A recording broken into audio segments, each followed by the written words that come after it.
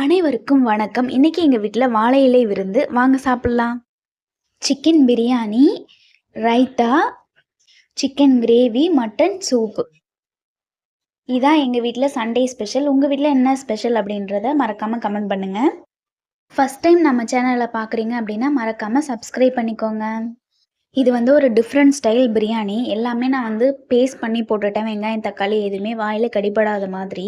உங்க வீட்ல குழந்தைங்கலாம் இருந்ததுன்னா இந்த மாரி நீங்க ட்ரை பண்ணலாம். குக்கர அடுப்புல வச்சுட்டு 2 டேபிள் ஸ்பூன் ஆயில். நான் கம்மியா தான் சேர்த்துருக்கேன். குழந்தைக்கெல்லாம் குடுக்கணுங்கிறதுனால. சோம்பு கொஞ்சம், இஞ்சி பூண்டு பேஸ்ட்டு கொஞ்சம்.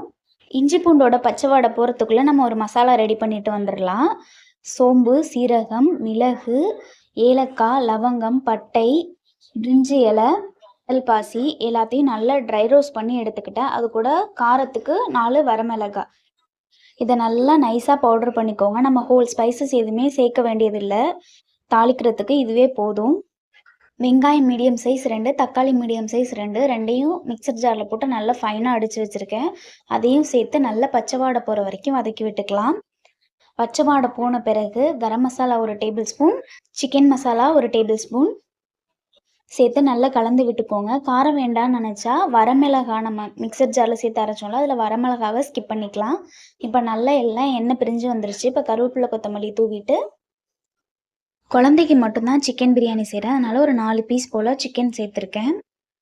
இந்த எல்லா மசாலாவுக்கும் ஒரு 1/4 கிலோ சிக்கன் தாராளமாக சேர்த்துக்கலாம்.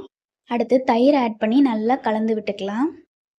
இந்த பிரியாணியில் வெங்காயம், தக்காளி எதுவுமே வாயில் கடிப்படாது. சில குழந்தைங்களுக்கு வெங்காயம், தக்காளிலாம் பிடிக்காது. அவங்களுக்கு இந்த மாதிரி நம்ம செஞ்சு கொடுத்தோம்னா அவங்க விரும்பி சாப்பிடுவாங்க.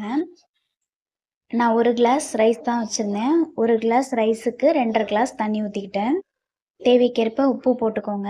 உப்பு கொஞ்சம் செக் பண்ணி பார்த்துட்டு 1 கல் கூட இருக்க மாதிரியே போட்டுக்கோங்க. ஃபைனலாக கருவேப்பிலை கொத்தமல்லியை தூவிட்டு குக்கரை மூடி விட்டு ஒரு 2 விசில் விட்டு இறக்கணுன்னா சிக்கன் பிரியாணி ரெடி. தலப்பாக்கட்டி பிரியாணி சாப்பிட்ட மாதிரி ஒரு ஃபீல் இருக்கும். இந்த மாதிரி பிரியாணி நீங்கள் ரெடி பண்ணி சாப்பிட்டீங்கன்னா மறக்காமல் ட்ரை பண்ணி பாருங்கள். நன்றி.